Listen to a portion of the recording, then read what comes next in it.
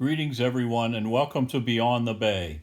I'm Ted Kroll, and I have the pleasure this week to introduce Buster Keaton's movie called The General, made in 1926. While The General is certainly a comedy, it really is an adventure, romance, action film, and really showcases the genius of Buster Keaton as a filmmaker and as a performer on the screen.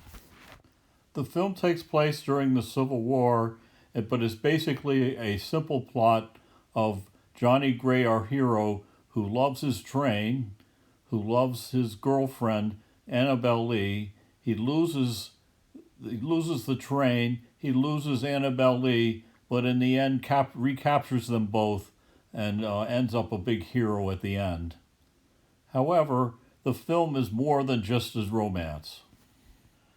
More than just a story, though, the film is really about the train. In a way, it's a theme and variations on everything that you can think of to operate a train, all the travails that he has to get back to train, and all kinds of gags and jokes that occur.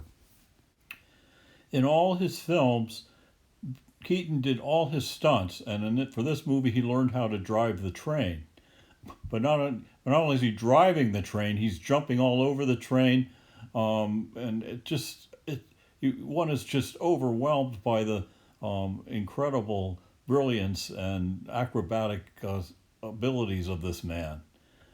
Another part of this is that the framing and the sort of geometric precision in which all the gags are done. It's just incredible. Like here with his cannon, it looks like he's going to get blown away. But at the last instant, the train makes a curve and the shot goes and hits the train ahead. It's just impossible to describe how precise this whole action occurs. And then there's this shot where the train moving, he's chopping wood in the forefront, and behind them, one army is retreating. The Confederate army is retreating, and then the Union Army is in advance. It's just incredible that this is all going on in one shot, and he's completely oblivious to it all.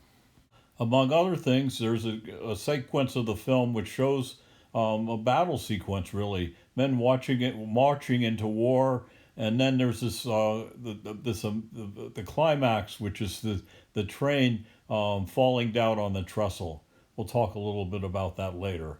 But this is one of the, this film is just included with magnificent things like this. The film was shot on location in Oregon, where they had tracks where they could actually film the camera on one set of tracks while the train, the General, was moving on another. So that gave them a great opportunity to have these amazing shots of the film moving. The film was shot over a summer, and there was just a great feeling of being in a small town away from Hollywood. And this is another movie in our series that is successful partly because the movie makers were able to be free of the Hollywood entanglements. And the train falling down on the trestle was was probably the most expensive shot in silent film, $42,000. And they had only one shot to do it because they only had one train they could use. But it was a real train, and it really fell down just like the way it looked. The General is considered by Buster Keaton to be his finest film, and it has gained a reputation over the years.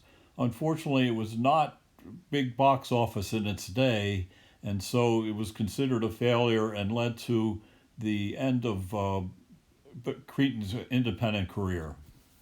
Keaton himself was born on the vaudeville circuit and made his first appearance as a one-year-old crawling across the stage. He and his family were a very successful vaudeville team. Their act consisted of throwing little Buster around, and that's how Keaton learned to take a fall. And he had a lot of experience in physical comedy and being in front of an audience. Just about when he was going to go out on his own, he met up with Fatty Arbuckle in the middle here, and they started making movies together and then moved to Hollywood. Hey, look, you can actually see Buster smile here. After a few years of apprenticeship with Barbuckle, he went on his own, made many successful two-reelers, and graduated into making feature films that were highly successful in the middle 20s. His popularity was only second to Chaplin. However, when the silent era came to a close, his type of movie making did not suit the talkies. He was not. He was more. He was totally a visual artist, and he also made some bad business deals, and had he was an alcoholic, and that drove him into obscurity. For a variety of reasons, silent films were just swept under the rug and nobody knew much about them. But in the early 60s, there was this compilation film when comedy was king that reintroduced our audiences to the genius of the silent comedians. Also, some good prints, some pristine prints were found of Keaton's films. New prints were made and shown at the correct speeds, and over a period of years, his reputation was reestablished, and before he died, he made great acclaim. Nowadays, there's a real revival of silent films. We are able to see them in the way that they were shown back in the 20s. Here we see a couple of shots with the tint, which they had in silent films in those days. But just to finish up, Buster Keaton was a genius. It's great to see this film, and I hope you will enjoy watching one of the great masterpieces of all of cinema. Thank you very much.